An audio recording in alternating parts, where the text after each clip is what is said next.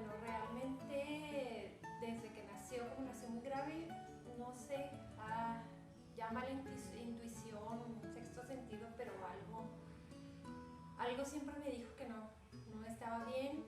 Hizo todo, digamos, a destiempo, quizá no mucho, pero en todo. Por ejemplo, no se empezó a sentar hasta los 8 meses, no empezó a caminar hasta el año 4 meses.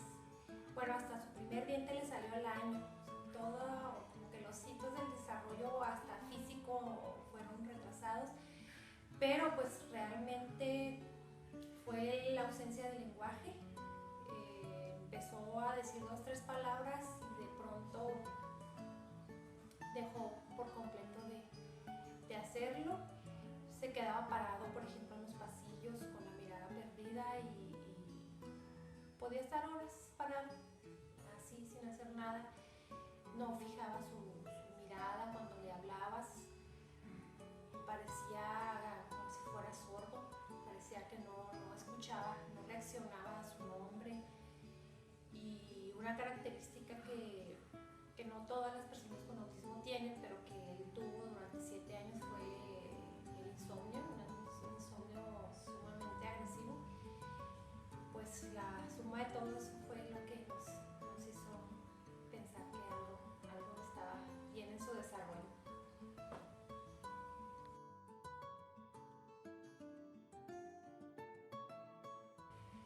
Bueno, pues obviamente cuando nos dieron el diagnóstico, pues lo primero fue un balde de agua fría que cayó en mí. Entré en estado de shock, no sabía qué pensar, no sabía qué hacer, pero sí pensé que mi vida se acababa. Sinceramente eso pensé. Sentí que me moría y lo primero que me preocupó después del sentimiento de, pues claro, un dolor muy profundo, ¿quién me va a ayudar? Esa fue mi primera preocupación. ¿Quién nos va a ayudar? ¿Quién está capacitado? ¿A dónde voy? No tenía la menor idea. Si siquiera existiera alguien aquí en Juárez que nos pudiera ayudar. Esa fue mi principal preocupación.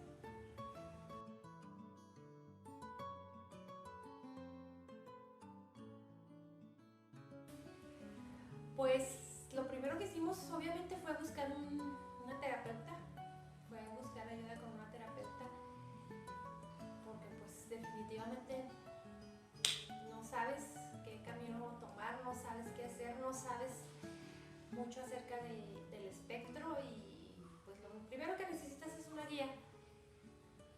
Fue lo primero que hice y pues tuvimos algunas malas experiencias, pero pues en realidad lo primero que hay que hacer, a pesar de todo tu dolor, es caminar. Llorando, gritando, enojados, pero buscar ayuda y seguir caminando.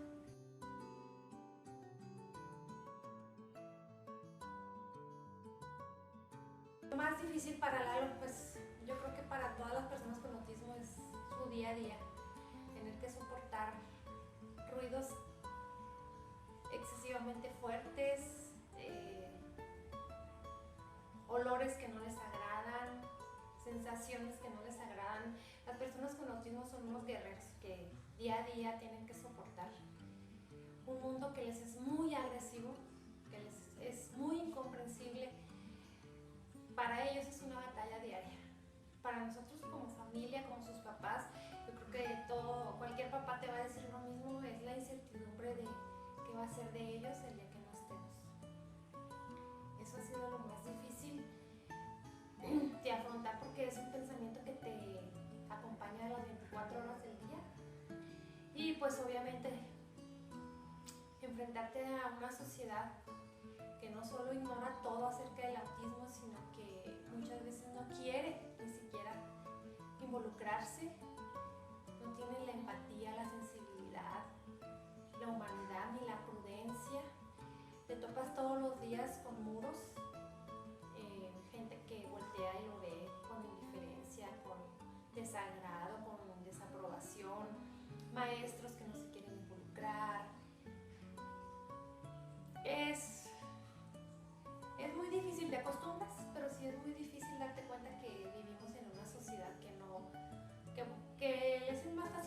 para un lado como si no sucediera nada.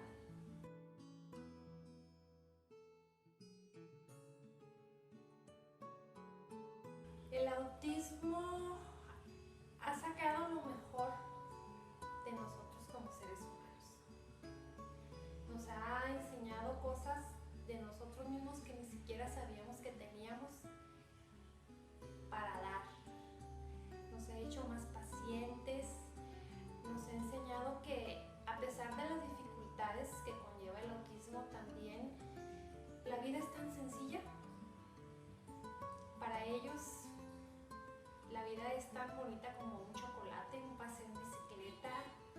No aspiran a tener lo último en electrónica, lo mejor de la ropa. Ellos no conocen de hipocresías.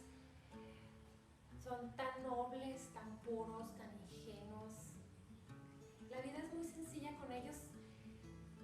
Mientras no estén en una crisis, obviamente,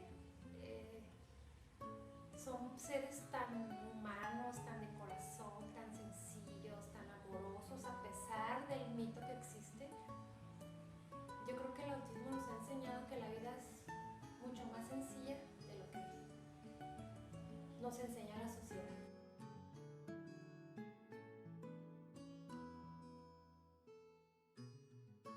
Me gustaría que la sociedad entendiera que las diferencias no son malas, que al contrario las diferencias nos enriquecen como seres humanos. Las diferencias pueden ser divertidas, las diferencias nos enseñan. Me gustaría que la sociedad dejara de llamar enfermo a una persona con autismo,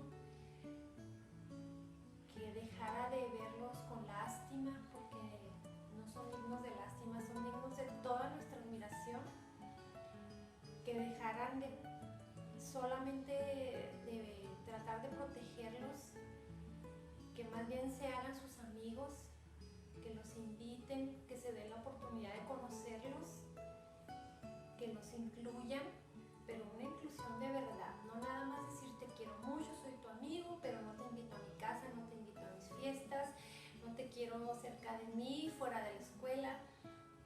Que se dieran la oportunidad de dejarlos estar en su mundo como cualquier otra persona. Indudablemente no puedo ni alcanzar a comprender cómo es que un padre, sabiendo que su hijo tiene cualquier condición, discapacidad,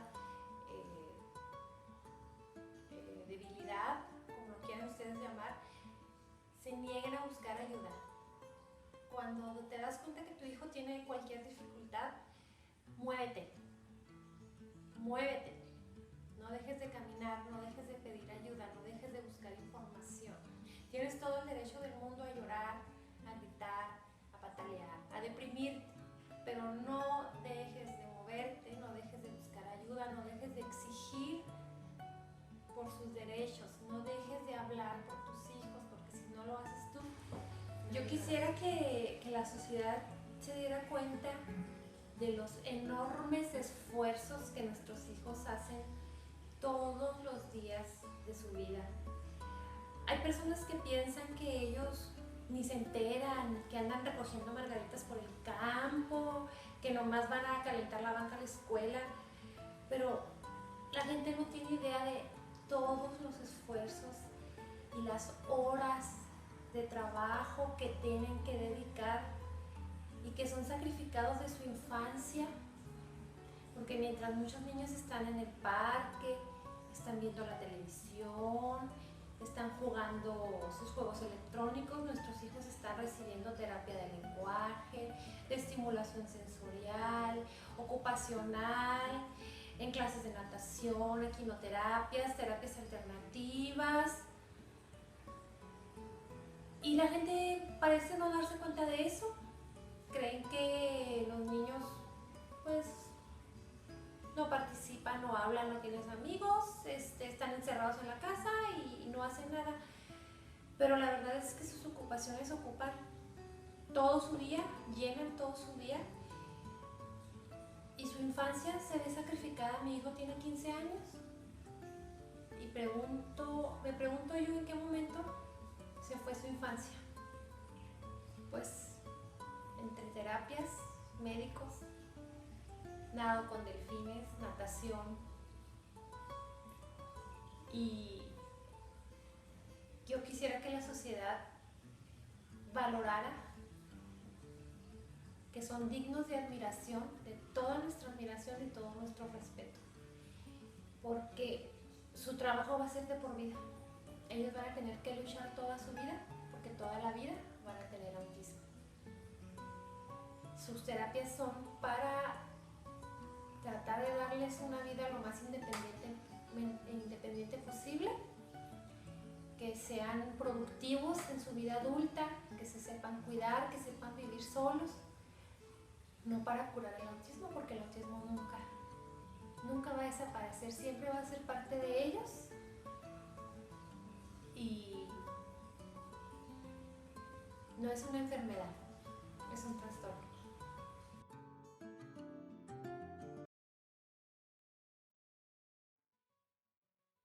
Bueno, yo para empezar no le llamaría dificultades, yo le llamaría cuáles son las áreas de oportunidad de un alumno con TEA. Y pues esto es un poquito difícil de precisar porque un alumno con TEA no es igual a otro, no lo podemos etiquetar ni podemos partir de que todas sus características coinciden. Por experiencia hemos tenido algunos alumnos con TEA, no como mis alumnos, pero sí como alumnos dentro de la escuela, y todos son diferentes. Entonces aquí el punto es conocer su forma de ser, su forma de trabajar, su forma de pensar, su forma de desenvolverse y aprovechar las áreas de oportunidad que ellos tienen para poder hacer un trabajo integral que les permita avanzar y desarrollarse dentro del ámbito escolar.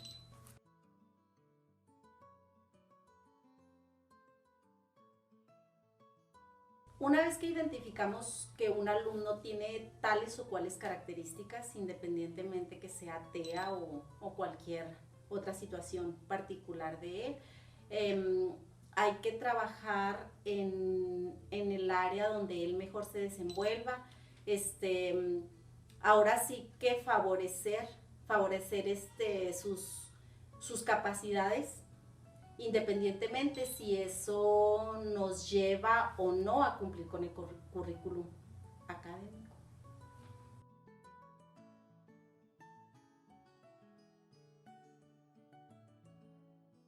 Pues no precisamente una técnica,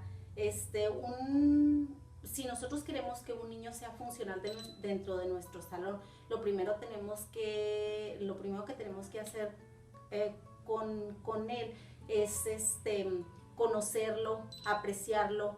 Un niño que se siente valorado por su maestro va a tener menos dificultad para integrarse a un grupo y el grupo va a tener menos dificultad para aceptarlo que un niño que no se siente apreciado.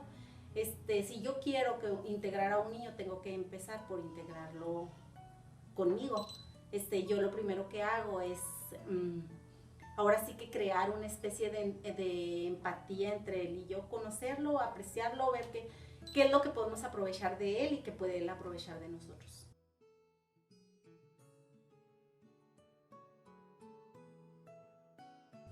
Sí, por supuesto. Los maestros de la escuela regular no somos especialistas en ningún trastorno. Somos solamente maestros normalistas o licenciados en educación primaria. Por lo tanto, no estamos familiarizados con ningún tipo de diagnóstico.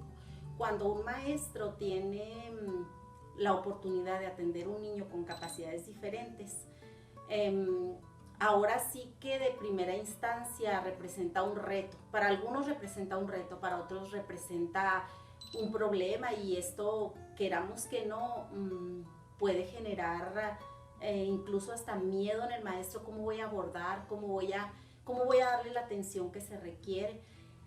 Y el equipo de USAER su función es a dar apoyo no nada más al alumno, sino el apoyo indispensable es para el maestro, para asesorarlo, para guiarlo en cuanto a que sus actividades y sus prácticas docentes están encaminadas a favorecer el trabajo con ese alumno.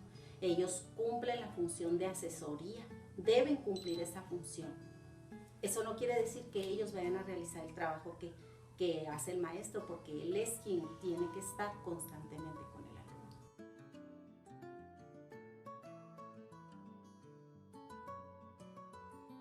Una enseñanza maravillosa y de verdad súper gratificante.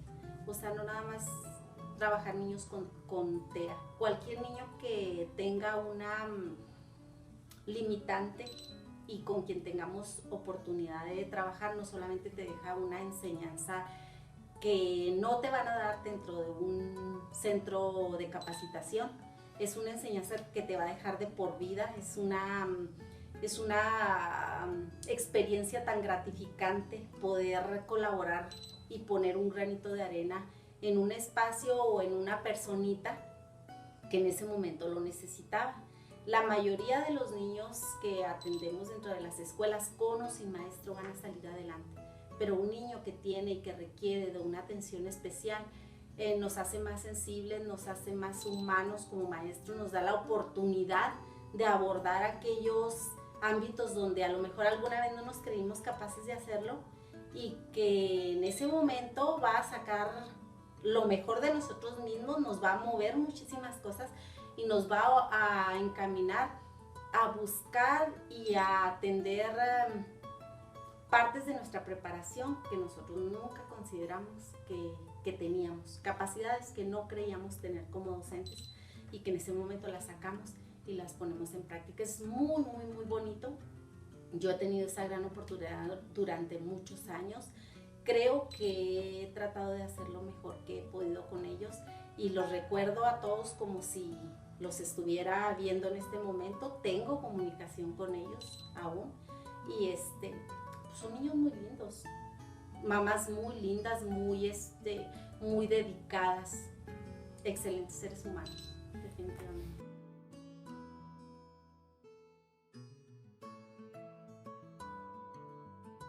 Yo creo que no te puedo dar un consejo como profesionista porque no tengo una preparación en educación especial. No tengo una maestría, no tengo un doctorado, solamente tengo una licenciatura en educación primaria. Tengo 20 años de servicio y tengo experiencia trabajando con niños con necesidades educativas diferentes. Creo que más que consejo yo haría una invitación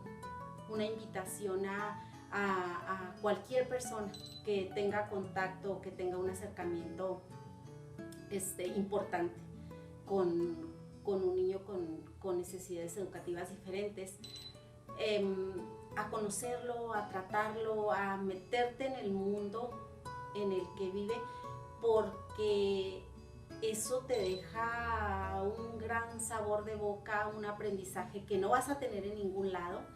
Y ahora sí que me atrevo a comentar algo que yo le dije a una maestra que le tocó la oportunidad de atender a mi hijo con autismo, y le dije: te voy a dar la oportunidad de tu vida, aprender de un verdadero maestro. No sé si ella lo tomó con el gusto con el que yo se lo dije. Sé que a lo mejor no fue una experiencia tan reconfortante como lo es para mí, pero estoy segura que aprendió muchísimo, muchísimo de él. Cuando ellos se convierten en un reto para nosotros, podemos sacar muchísimas más ventajas de lo que creemos. Cualquier cosa seremos capaces de realizar si somos capaces de atender a un niño con autismo.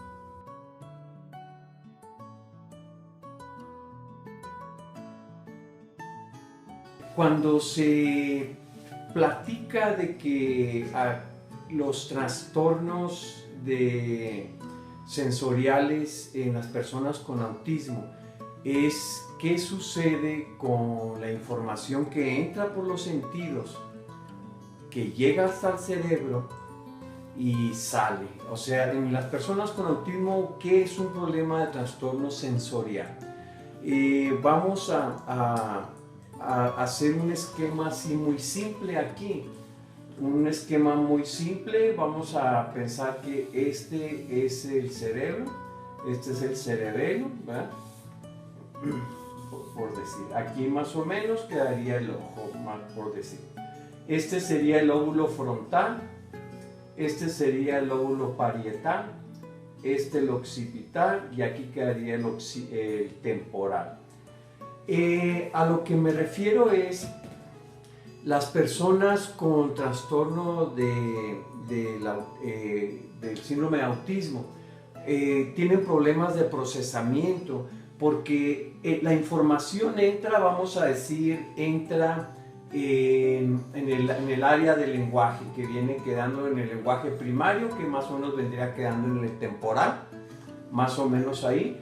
Llega ahí y ahí debe de identificar lo que está, Juan, tráeme un vaso de agua. Y Juan debe identificar todas esas palabras. Juan, tráeme un vaso de agua.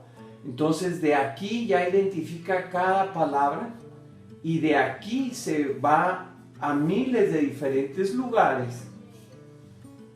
Aquí la identificó y luego se va a interpretar. ¿Cómo me dijeron Juan? Me dijeron Juan, me dijeron Juan. ¿Cómo me dijeron las tonalidades, etcétera, etcétera? Y luego con el ojo se va al occipital. ¿Quién me lo dijo?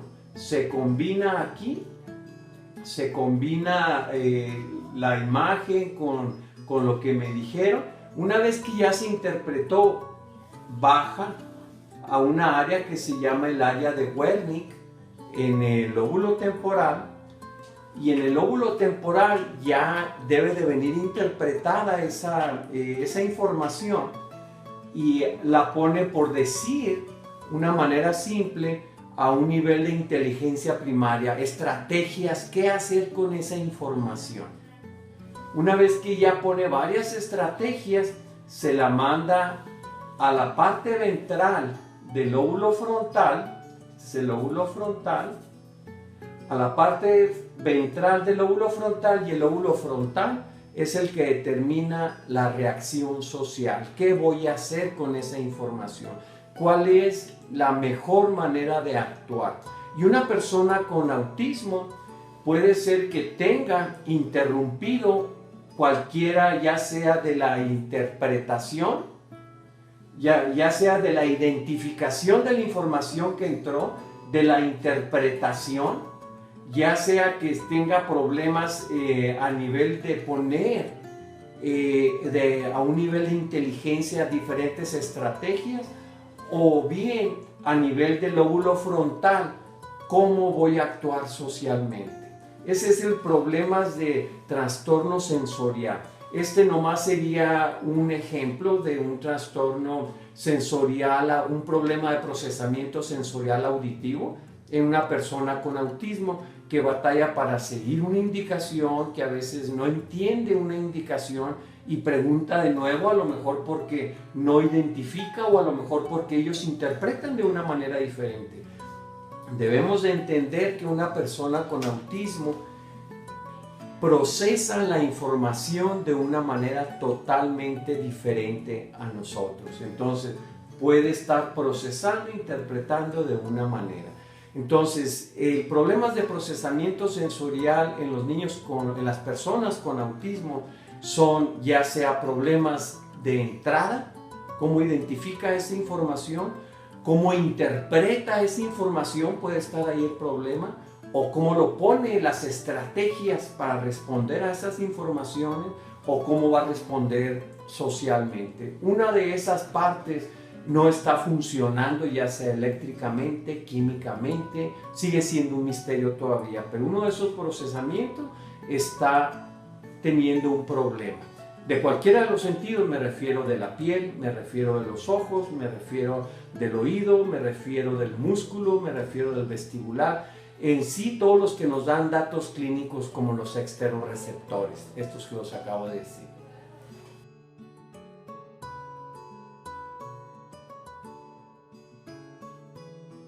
Algunos de los situaciones que se encuentran las personas con autismo que tienen disfunción sensorial, pudiera ser una hiposensibilidad muscular, o sea, una hiposensibilidad sensorial. ¿Qué viene siendo una hiposensibilidad sensorial o una hipersensibilidad sensorial? Puede ser, primero debemos de saber que los sentidos deben de ser normosensibles, debemos de tener la capacidad, neurofisiológicamente hablando, la capacidad de adaptarnos fácilmente a cualquier cambio de los estímulos. Por ejemplo, aquí estoy haciendo cambios en los estímulos de la piel, me aprieto, siento la presión, pero si continúo apretándome a la vuelta de 20 segundos, 30 segundos, me adapto y ya no siento esa presión.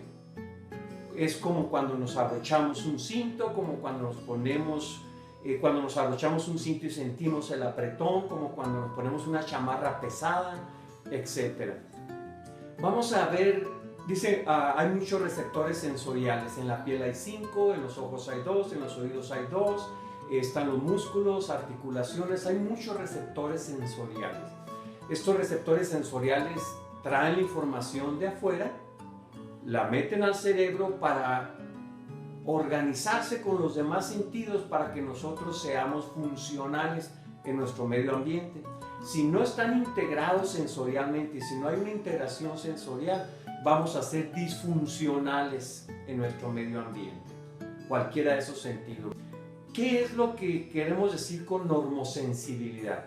Vamos a decir, el cerebro necesita identificar todas las partes del cuerpo. Cada milisegundo las está identificando. Y me dice a mí dónde está mi mano izquierda y yo me la tallo la mano izquierda y le mando la información al cerebro.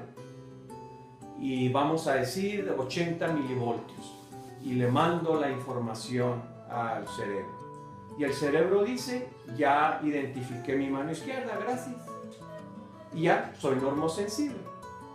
Normosensible también es tener la capacidad de discriminar estímulos secundarios, ya sea ruidos externos, la capacidad de ignorarlos, de que estén hable y hable y hable y hable y yo no puedo estar platicando con otra persona porque o me concentro para platicar contigo o le hago caso a la otra persona. No tengo la capacidad auditivamente de ignorar, de discriminar ese estímulo y seguir platicando con la otra persona. Soy disfuncional, auditivamente hablando. Pero vamos a regresar a la piel. Ya le mandé 80 milivoltios y ya mi cerebro está contento. ¿Qué vendría siendo una persona hipersensible? Es cuando el estímulo es demasiado para él para procesarlo, como cuando prenden un radio y los niños se tapan los oídos, como cuando prenden la licuadora y los niños se tapan los oídos y salen corriendo, cuando prenden la aspiradora, ruidos auditivamente hablando, ruidos de altas frecuencias y de decibeles arriba de 80 decibeles, ya los niños no los pueden procesar, los que tienen problemas de hipersensibilidad coclear. Entonces, hipersensibilidad sería, ¿dónde está mi mano izquierda? Y voy a mandarle los 80 milivoltios, pero en cuanto tenga, presiono y apenas llevo 30 milivoltios, el cerebro inmediatamente retira la mano. El cerebro trabaja con menos milivoltios en esta área. Es hipersensible, es muy sensible. Entonces, la hipersensibilidad es evitar un estímulo. O sea, darle lo menos que se pueda de estímulo. Entonces, esa es la hipersensibilidad. Y eso me refiero en la luz para los ojos, en el ruido para los oídos, en vueltas para el vestibular, movimiento, resistencia para los músculos, etc. En la piel igual, para los 5 receptores, frío, calor, presión superficial, profunda y dolor. Cualquiera de esos que son hipersensibles van a evitar esos estímulos. Presión, dolor, calor, etc. ¿Qué quiere decir lo contrario? Una hiposensibilidad. Quiere decir, el cerebro me dice dónde está mi mano izquierda, yo me tallo, trato de mandar los 80 milivoltios eléctricamente al cerebro y el cerebro me dice, no lo identifico, ¿dónde está mi mano izquierda? Le mando 400 milivoltios y el cerebro me insiste, no sé dónde está mi mano, necesito más estímulo. mando 1000 milivoltios y el cerebro dice, ya sé dónde está mi mano izquierda, pero porque ya le mandé mucho estímulo. La hiposensibilidad es que el cerebro necesita más electricidad para poder trabajar armónicamente con el resto del receptor, en este sentido de la piel. Podría ser de los receptores de la presión profunda, como los receptores de Pacini o los de presión superficial, los de Meissner, son hiposensibles, entonces necesito mandarle más estímulo al cerebro. Eso sería la hiposensibilidad. Entonces, ya que más o menos entendemos qué es hipersensibilidad e hiposensibilidad, vamos a ver que muchas personas con autismo tienen desfasado los sentidos. Unos son hipersensibles, otros son hiposensibles. Vamos a decir las estereotipas que Leo Kanner, allá por 1915, por allá, él decía que estas personas que él veía con autismo tenían movimientos repetitivos y esos movimientos los estereotipaban a estas personas. Entonces por eso él les llamó estereotipias. Entonces estos movimientos repetitivos son hasta cierto punto, podrían ser hiposensibilidad muscular, porque muchas veces toman objetos pesados y los andan moviendo por la resistencia de aventarlos y regresarlos. Avientan y sienten la resistencia del objeto. Y muchas veces las manos hacen lo mismo, lo avientan y regresan la mano. Entonces hacen esto. Entonces generalmente las personas que tienen estereotipias tienen la tendencia a ser hiperactivos, porque generalmente las que tienen estereotipia son hiposensibles muscularmente. O sea, el cerebro le exige a los músculos más información. ¿Qué quiero decir? El cerebro le dice a los músculos de los pies, ¿dónde están mis pies? Empieza a caminar el niño y el cerebro le dice, no lo identifico. Empieza a correr el niño y el cerebro le dice, no lo identifico. El niño corre, mueve, salta, brinca, empuja, jala para sentir la resistencia muscular y pasar esa información al cerebro. Por eso muchas características de estos niños son por disfunción sensorial. Muchas características. Por ejemplo, hay niños que se andan pegando, que se pegan. Muchos de ellos tienen hiposensibilidad en la piel y necesitan el estímulo. Hay niños que se autoagreden, que necesitan estímulo, ya sea en la presión profunda, que son los de Pacini, en la presión superficial, en los de Meissner, o en la presión en las fibras desnudas, que son las del dolor. Entonces, hay muchas características de estos niños que son debido a disfunción sensorial. Hay unos que son, estos que les acabo de decir, son hiposensibles. Las hipersensibilidades podría ser de que no quiere escuchar ruidos. Se tapan los oídos inmediatamente. No les gusta que los abracen porque es demasiada la información que les ponen en la piel, ya sea en los de Meissner, ya sea en los de Pacini, ya sea en los de dolor. Y esa información los desfase y caen en ansiedad fácilmente. Entonces esos niños prefieren espacios personales amplios, grandes. No les gusta que los abracen, no les gusta que les tomen la mano. A veces la ropa es un problema, no les gustan las etiquetas porque constantemente anda la información pasándola. Y si es hipersensible, el cerebro no aguanta esa información.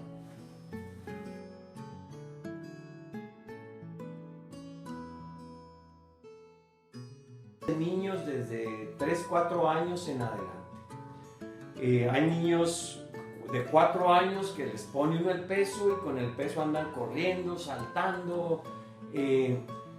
Antes de continuar debemos de estar bien conscientes del estímulo sensorial. Hay 3 modalidades para dar un estímulo sensorial: el estímulo aislado, la dieta sensorial y evocar una integración sensorial. ¿Qué quiere decir? ¿Qué quiere decir el estímulo aislado? El estímulo aislado quiere decir, el niño anda corriendo y ya tiene a la mamá de pelos, al papá enfadado, ya lo quieren sentado. Entonces, el papá dice, ¿sabes qué? El doctor dijo que con el chaleco de peso se calma. Ponle el chaleco de peso. Y le pone el chaleco de peso y el niño anda, camine y camine y camine y camine con el chaleco de peso, pero sin ninguna meta de nada. El niño nomás anda caminando, haciendo su misma rutina de él. Nada impuesto. Entonces, en el momento en que le quiten el chaleco, el umbral de disparo subió. Entonces, una vez que se le acabe ese estímulo, el niño va a requerir más estímulo. Porque ese es un movimiento aislado. O sea, el niño, lo único que estamos haciendo, estamos entrenando al niño para que requiera más. Eso es lo único que estamos haciendo. ¿Qué quiere decir? Entonces, un estímulo aislado no es beneficioso para el niño. No es, anda dando patadas, el doctor dijo que grilletes de peso o mancuernas de peso en los tobillos es bueno, pónsela. Y al rato ahí anda corriendo el niño con las mancuernas en los tobillos, se los quita y al rato es un futbolista dándole patadas a todo el mundo. Salió contraproducente. Eso es un estímulo aislado. ¿Qué es una dieta sensorial? Una dieta sensorial es, en otros países como en Estados Unidos hay algunas escuelas que tienen su equipo sensorial en las escuelas, ya sea para niños típicos o niños no típicos. Cuando detectan los maestros la hiperactividad de la persona o la atención dispersa o el autoestímulo X, ya sea de piel, auditivo, visual, muscular, vestibular, etc. Cuando el autoestímulo empieza a ser disfuncional en la persona, entonces piden ayuda al equipo sensorial. El equipo sensorial va por este estudiante, lo saca, si es muscular, le pone cargas de peso y lo pone a hacer una actividad. O sea, lo pone a concentrarse en otra cosa. Lo pone a que tenga que hablar constantemente en referencia a un trabajo. Por ejemplo, nosotros manejamos mucho lo que es trabajo a distancia, llevar objetos de un lado para otro. Un ejemplo sería, yo tomo la pera verde y va y busca la cajita de las peras y dice, yo pongo la pera verde. Y me refiero a una distancia de unos 10-15 metros con las cargas de peso. Y anda el niño haciendo las cargas de peso y va a otro lado y dice, yo tomo el bloc rojo, y luego va y va a haber varias cajas y le dice uno, ¿esta es la caja para los blocs rojos? ¿Es la caja roja? No. ¿Qué color es? La verde. ¿Esta es la caja roja? No. ¿Qué color es? La azul. Entonces empieza uno la atención ponérsela en otro lado. Y el cerebro empieza a ignorar la necesidad muscular porque ya se la estamos dando con el chaleco. Entonces anda constantemente. Entonces, después de unos 15 minutos de dieta sensorial, 15, 20 minutos y mucho, regresan a su salón, le quitan el chaleco y le ponen unas cobijas de peso, ya sea en las piernas o en la espalda.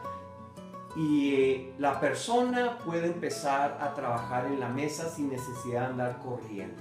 Esa es una estrategia muscular. La estrategia vestibular, niños que corren en círculos, saltan, andan trepándose en todos lados, esos son hiposensibles vestibularmente. A esos niños se les hace el mismo protocolo.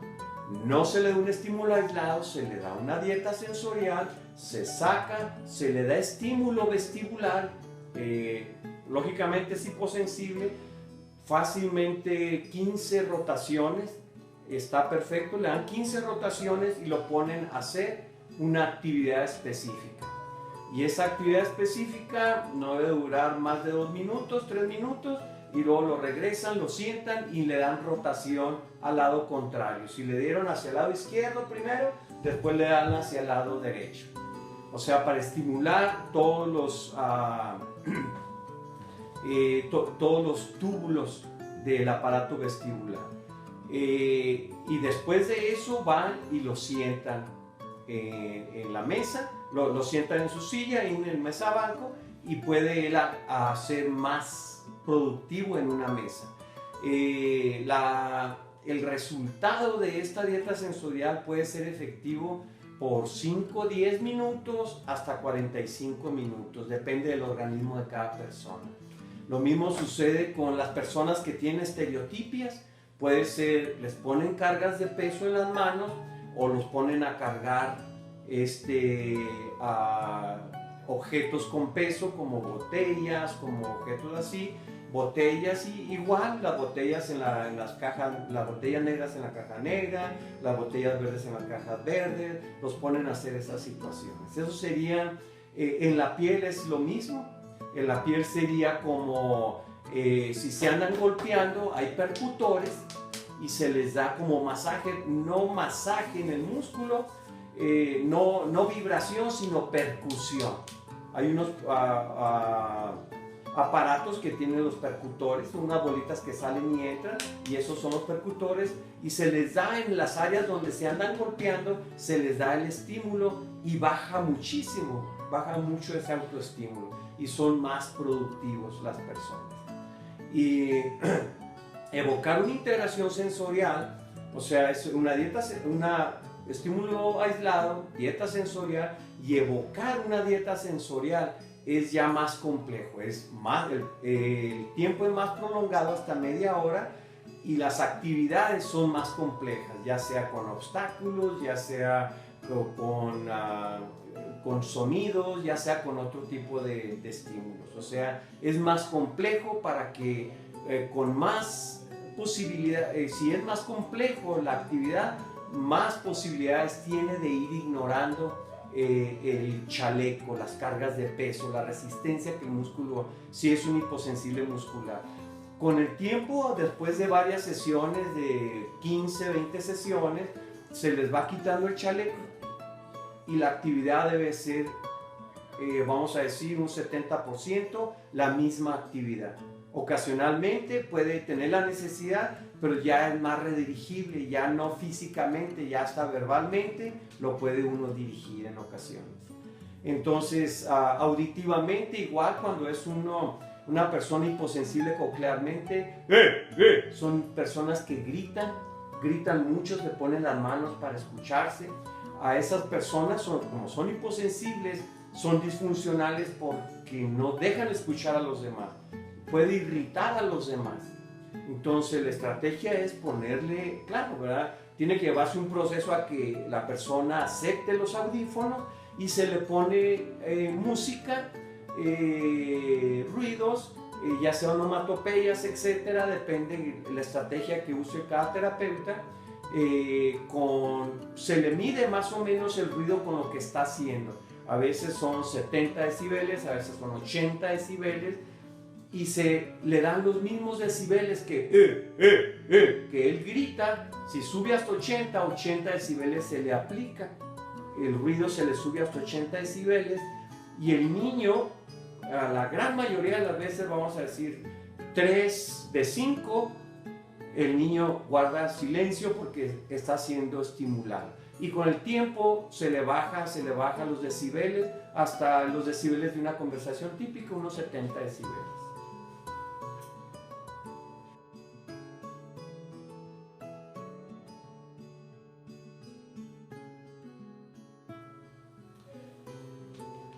Con todo esto que hemos visto, es muy difícil para nosotros a veces poder ser funcionales con dolor. O sea, tenemos dolor de cabeza y no somos funcionales.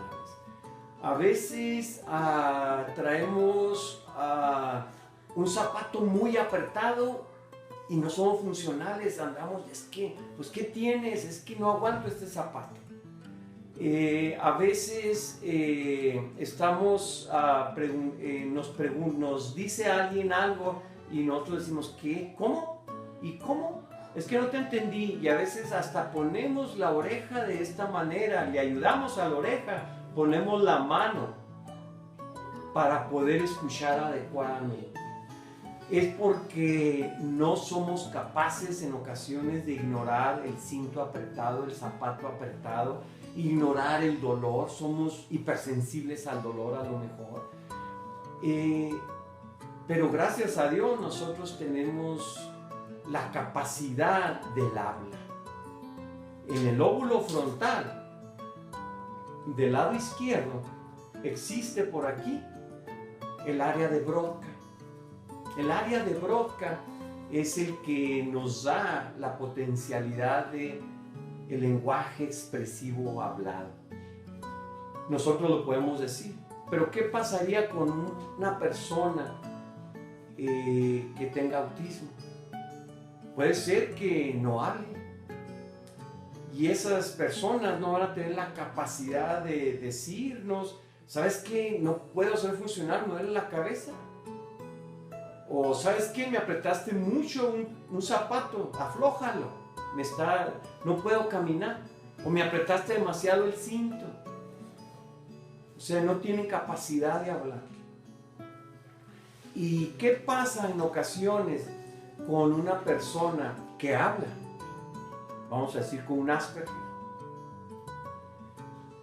Una persona que habla, debemos de entender estos elementos que son fundamentales, el lóbulo frontal y el lóbulo temporal. Estos dos son muy elementales y el occipital, bueno, todos, pero estos son muy interesantes en una persona con autismo. El occipital, porque va a dar las interpretaciones de las imágenes y tiene que identificar todas las imágenes y debe de mandar la información de las imágenes.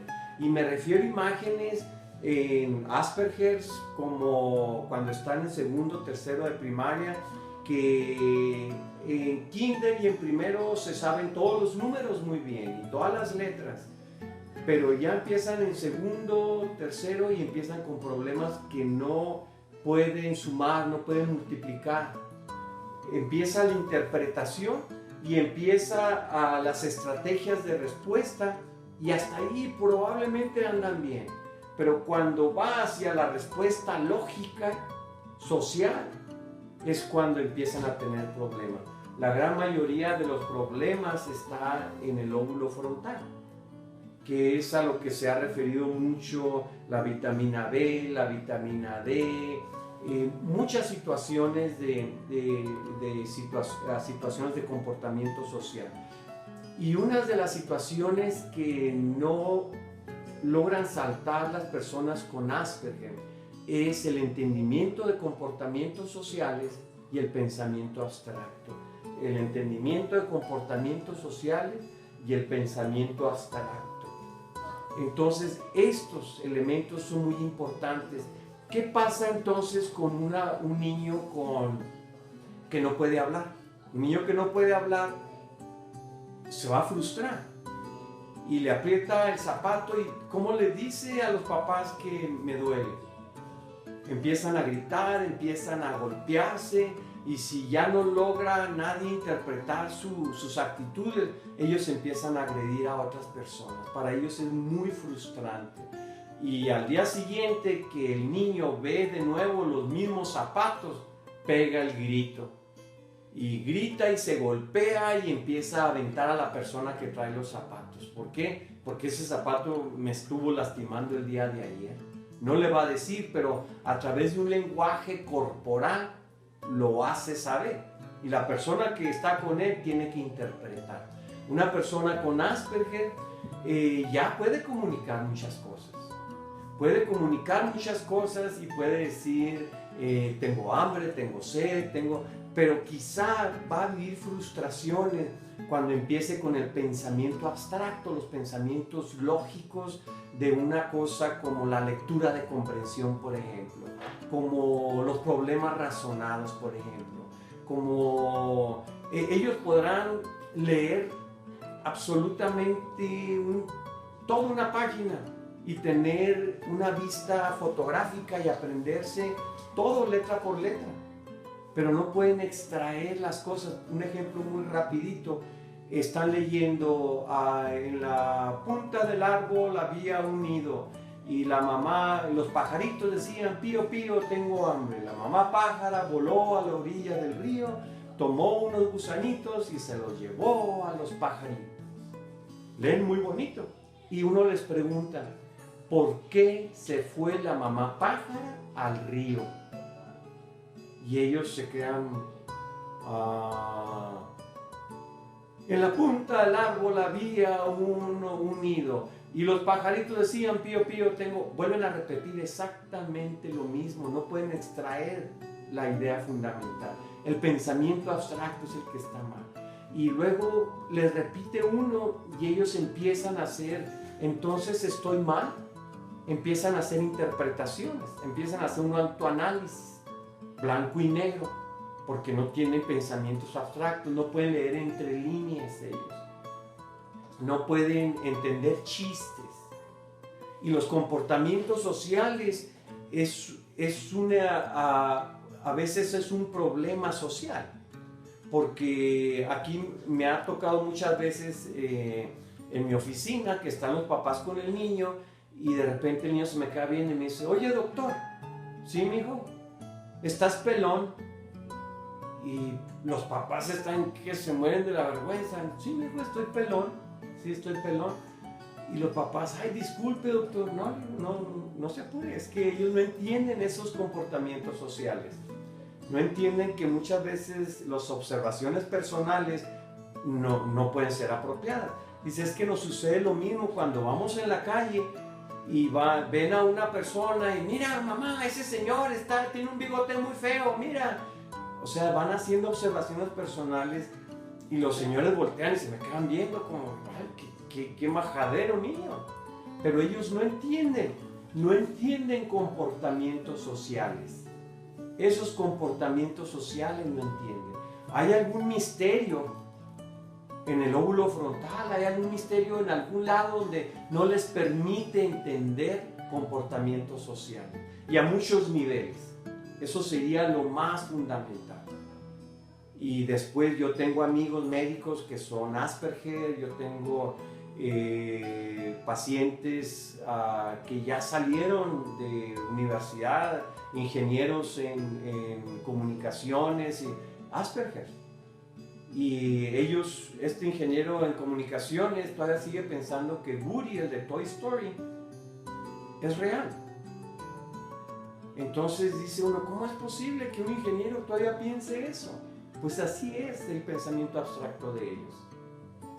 Así es, muchas veces no entendemos cómo un joven, por ejemplo, también que tengo como paciente, que puede resolver, despejar el valor de X, encontrarme el valor de X, pero no puede hacer una multiplicación. La mente de ellos trabaja diferente. Y muchas veces de ellos en los Asperger, la vida es muy angustiosa porque ellos saben, dice, es que yo estoy mal, ¿verdad? ¿Verdad que estoy mal? Porque la gente se le queda viendo así como, oye, ¿por qué dices eso? Es que estoy mal, por eso me ves así. Son muy pragmáticos en su manera de pensar. Y muchas veces si nosotros muchas veces queremos que la persona, que el niño responda de acuerdo a nuestra perspectiva y no de acuerdo a las habilidades que tiene el niño.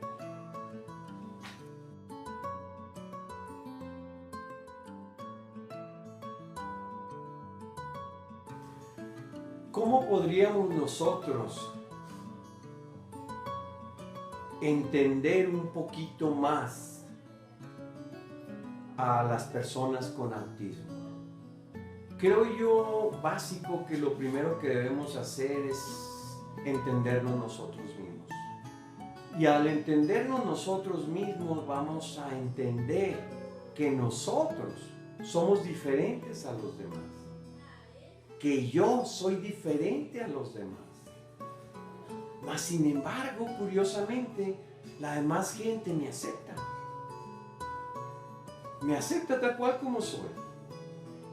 Me acepta flaco, me acepta pelón, me acepta con bigote, sin bigote, con barba, sin barba. Me acepta hablando español, inglés, francés. como sea, pero me aceptan. Si logro entender eso, va a ser muy fundamental para entender que hay otras personas diferentes. Y yo voy a tener que aceptar a la persona típica con todas las diferencias, porque es diferente a mí. La voy a tener que aceptar. Y curiosamente, con las personas típicas no tenemos un juicio apresurado, porque generalmente las personas típicas responden inmediatamente. Entonces eso nos pone a nosotros en un apuro a pensar dos veces lo que vamos a decir y a entender que somos diferentes y hay que aceptar esas diferencias y que quizá esa persona ande de esa manera porque tiene una vida diferente a la mía.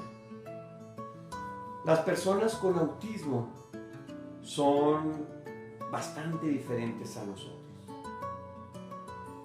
Y nunca vamos si nosotros aceptamos a una persona típica, si nosotros esperamos que la persona típica pueda más o menos congeniar con nosotros, más o menos. Cuando vemos a una persona con autismo, generalmente he visto muchos terapeutas, muchos médicos, muchos maestros, muchos compañeros de clase que esperan que esta persona con autismo responda de acuerdo a las perspectivas que tiene la otra persona. El maestro le pide algo al niño con autismo y espera que el niño responda de acuerdo a lo que el maestro quiere. Muchas veces los papás le piden algo al niño y el niño no responde adecuadamente y el papá se enoja porque el papá está esperando que el niño responda de acuerdo a lo que él espera, a lo que el papá espera. En secundaria me he topado muchos niños con autismo que vienen aquí los papás, niños con Asperger, que la maestra les dijo un día antes: les voy a revisar la tarea, en cuanto entren a clase les voy a revisar la tarea. Llega el día siguiente, la maestra decide no revisar la tarea y les dice a todos: siéntense por favor. Y la persona con Asperger se para enfrente del escritorio y le dice: ¿me revisan mi tarea? Y la maestra le insiste: te dije que se sienten al final de la clase y les voy a revisar la tarea. Y la persona con Asperger, como son muy pragmáticas, trabajan con patrones y si dijiste eso, o sea, eso va a ser. No, son difíciles los cambios. Una vez que ya entra esa información, ese ya es un patrón. Ya para que se cambie ese patrón les va a causar estrés. Entonces este joven insistía: no, es que me lo vas a revisar porque tú dijiste ayer que los ibas a revisar cuando entráramos. Entonces la maestra empieza a ver eso como un reto de autoridad y inmediatamente lo expulsan. La maestra le dice al joven con Asperger algo y espera a la maestra que el joven responda exactamente como la maestra espera que debe de responder un niño típico, sin saber que es un niño Asperger y que los niños Asperger son pragmáticos y que los niños Asperger no, una vez que se forme ese patrón debe de consolidarse. Y si no, pueden llegar a ser disfuncionales. Y con los papás sucede lo mismo. Bueno, mijo, te voy a llevar mañana al cine. Y se llega el día de mañana y el papá está cansado, y se quedan en la casa y el niño empieza a caer en estrés. Pues, ¿qué tienes? Es que ya no vamos al cine. No, ya no vamos a ir. No, es que tú dijiste que íbamos a ir al cine. Y empieza el niño a caer en estrés. No se cumplió ese patrón. Entonces, ese pragmatismo no nos deja ser funcionales. Entonces, si nosotros como personas típicas no nos olvidamos que somos diferentes unos a otros y aún así nos aceptamos, debemos de tener más tolerancia con aquellas personas que no entienden comportamientos sociales. Y debemos de esperar que estos niños con autismo respondan de acuerdo a sus posibilidades y capacidades y no de acuerdo a mi perspectiva. Entonces, pues les deseo que poco a poquito vayamos aprendiendo a entender que estos niños van a responder de acuerdo a sus capacidades.